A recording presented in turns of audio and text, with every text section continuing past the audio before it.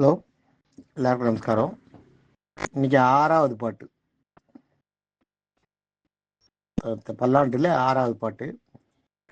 எந்தை தந்தை தந்தை எந்தை தந்தை தந்தை தந்தைதம் முத்தப்பன் ஏழ்படியால் தொடங்கி வந்து வழி வழியாட் செய்கின்றோம். திருவோணத் திருவிழாவில் அந்தியம்போதில் அறிவுரிவாகி அரியை அழைத்தவனை பந்தனை தேர படைபெறுதானுக்கு பல்லாண்டு கூறுதுமே. இதை அவங்க சொல்லும்போது எப்படி சொல்லுவாங்கன்னா, எந்தை தந்தை தந்தை தந்தைதம் முத்தப்பன் ஏழ்படிகால் தொடங்கி வந்து வழி வழியாட் செய்கின்றோம். திருவோணத் திருவிழாவில் அந்தியம்போதில் அறிவுருவாகி அரியை அழித்தவனை பந்தனை தீர படைபெறுதானுக்கு பல்லாண்டு கூறுதுமே. இப்படியாக அந்த அவங்க சொல்கிற ஸ்லாங் இந்த மாதிரி இருக்கும். இப்போ இதில் சாத்துப்படியில் சொல்லும்போது இதுக்கு அர்த்தம் என்னன்னு பார்ப்போம். எந்தை, எந்தைன்றது என்னுடைய தந்தை, அதான் எந்தை. எந்தை அப்படின்னும் போது நான், என்னுடைய தந்தை, 2 பேர் ஆயிடுத்து இல்லையா. அடுத்தது தந்தை தந்தை தந்தை 3 பேர், 3 தந்தை சொல்லணும். 3 தந்தை வரும் நடுவில்.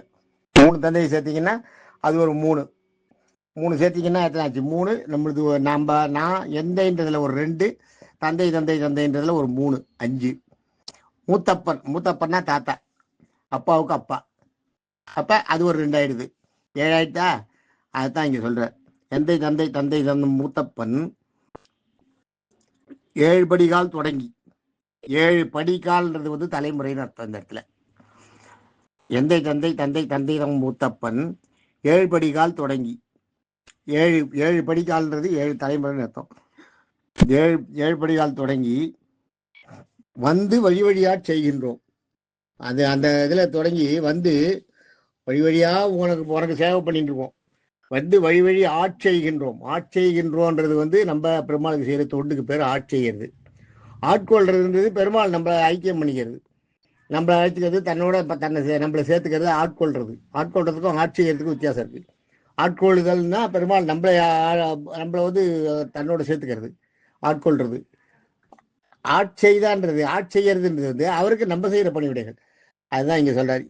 வந்து வழி வழி ஆட்செய்கின்றோம். எவ்வளவு நல்லா அக்யூரேட்டா யூஸ் பண்ணிருக்காங்க பாருங்க தமிழை. அதனாலதான் இதுக்கு பேரு தமிழ் வேதம்னு பேர். தமிழ் வேதம்னு பேர்.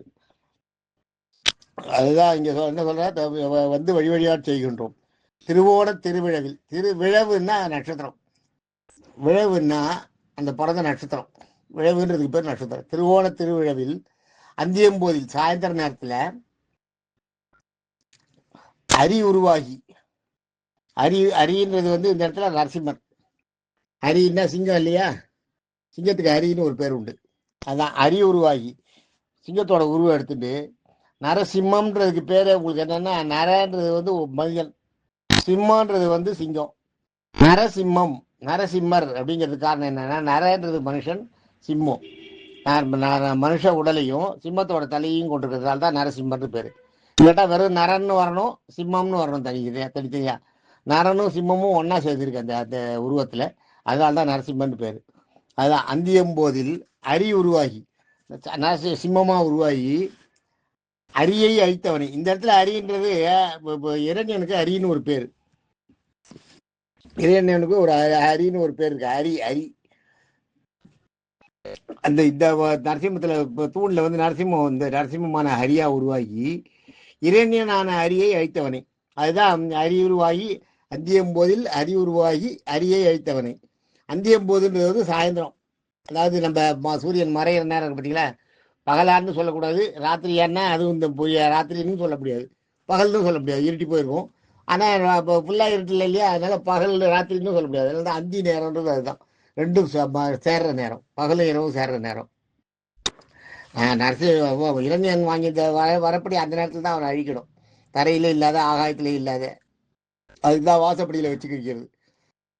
நரசிம்மரை வந்து வாசப்படியில் வச்சு கழிச்சது காரணம் அதான். தரையிலே இல்லாத, ஆகாயத்திலே இல்லாத, பகல் இல்லாத, இரவும் இல்லாத, மனிதனும் இல்லாத, மிருகமும் இல்லாத, மனுஷனும் இல்லாத, மிருகமும் இல்லாத உருவம் தான் நரசிம்மம். மனுஷன் சொல்லுவீங்களா, நரசிம்மன் சிங்கம்னு சொல்லுவீங்களா?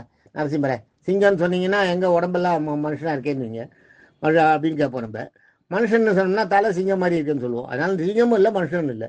அதான் மனுஷனும் இல்லை, மிருகமும் இல்லை. அந்த மாதிரி ஒரு உருவத்தை எடுத்துக்கிறார். பகலும் இல்லை, ராத்திரியும் இல்லை, அதான் 2 சேர நேரம், அந்தி நேரம். எதுன்னு சொல்ல முடியாது. அந்த நேரத்தில் தரையும் இல்லை, ஆகாசமும் இல்லை. தரையிலையும் கிடையாது, ஆகாசத்துலையும் கிடையாது.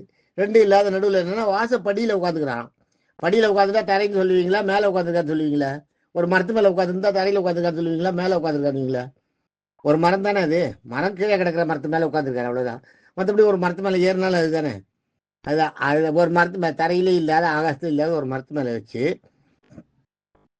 அரிய ஆயுதங்களால் கொல்ல முடியாதுன்றார். ஆயுதங்களாலையும் கொல்ல முடியாதுன்னு வரணும் வாங்கிக்கிறாரு. இரண்ய வாங்கிக்கிறான் பரமசிவன்ட்டு. ஆயுதங்களாலையும் கொல்ல முடியாதுன்னு. அதனால தான் நகத்தை வந்து ஆயுதம்னு சொல்ல முடியுமா? உடம்புல வர்ற ஒரு பாகம். அதனால நகத்தை ஆயுதம் சொல்ல முடியாது. அதனால நகத்தால் வயத்தை கழிக்கிறார். அது நரசிம்ம அவதாரத்தில் வந்து இதெல்லாம் வந்து ரொம்ப முக்கியமான விஷயம். நரசிம்ம அறுத்துட்டு அந்த ரத்தம் கீழே படாத குடிச்சிடுவார் எல்லாத்தையும். ரத்தம் கீழே விழுந்தாலும் அதுவும் கீழே விழக்கூடாது. ரத்தம் கீழே விழுந்தால் மறுபடியும் உயிர் போச்சிடுவான். அதனால ரத்தம் கீழே விழாத அந்த ரத்தத்தை அப்படியே குடிக்கிறார். அள்ளி குடிக்கிறாருன்னு போட்டுட்டு போறாங்க. அதனால தான் வயத்தை கிழிச்சிட்டு அப்படியே கையில் வச்சுருக்காரு, இடுப்புலையே காலிலேயே போட்டுருக்காரு, ரத்தம் கீழே சிந்தாமல் இருக்கிறது. அப்படியே அள்ளி அள்ளி ரத்தத்தை குடிக்கிறாங்க. பயங்கர இது. அந்த சீனை மனசில் நினைச்சாலே இந்த காட்சியை நமக்கு ஒரு மாதிரி திகில் அடிக்கும். அந்த மாதிரி ஒரு இதை எடுத்து அறியும் போதில் அறிவுருவாகி அரியை அழித்தவனை, அது மாதிரி அழித்தவனை பந்தனை என்றால் நீங்கள் வந்து அவரை வந்து உருகி பாடுறது. பந்தனைன்றது வந்து நீங்கள் அவரை வந்து பெருமைப்படுத்தி அவரை இது பண்ணி அவருடைய பெருமைகளை குணாதிசயங்களை எப்படி அவர் அவதரிச்சார், எப்படி அவளை அழிச்சார் எல்லாம் சொல்கிறார் இல்லையா, அதுதான் பந்தனை தீர. அந்த நம்மளோட அந்த அது வந்து அவருக்கு வந்து அந்த பெருமையாக சொல்லி அவரை வந்து நிறைய சொல்லி பந்தனை அந்த கோபம் வர இருக்கும் அவருக்கு. அந்த கோபத்தை தீர்றதுக்கு அப்படியே அவர் அந்த அழிச்ச ஒரு ஆவேசம் இருக்கும் இல்லையா, அந்த ஆவேசம் அடங்குற மாதிரி தீர பந்தனை தீர படை பொருதானுக்கு. படை பொருதான்னா பொருதான்னா இந்த இடத்துல நடத்துறவர்னு அர்த்தம். படை பொருதானுக்கு ஒரு படையை கொடுத்தா நடத்தி போகிற கெப்பாசிட்டி இருக்கணும்.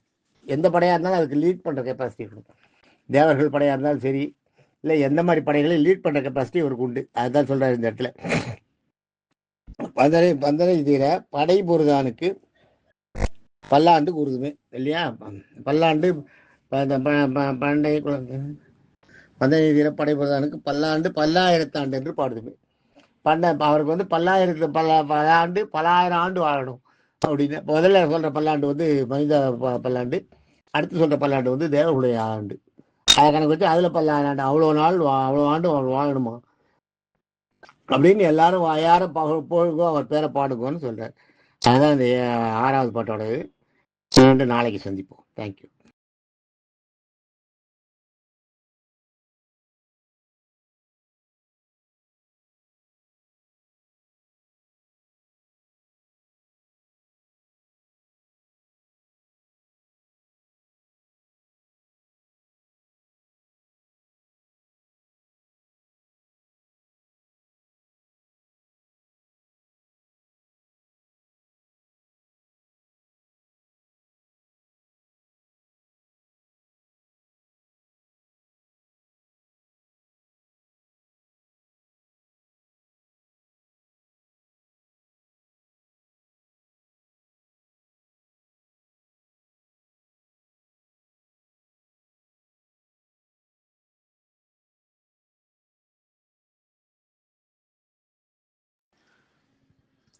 பந்தனைனா களைப்பு, அவருடைய களைப்பு தெரிகிற அளவுக்கு அதை சொல்கிறாராம். பந்தனைன்னா களைப்பு. தேங்க்யூ.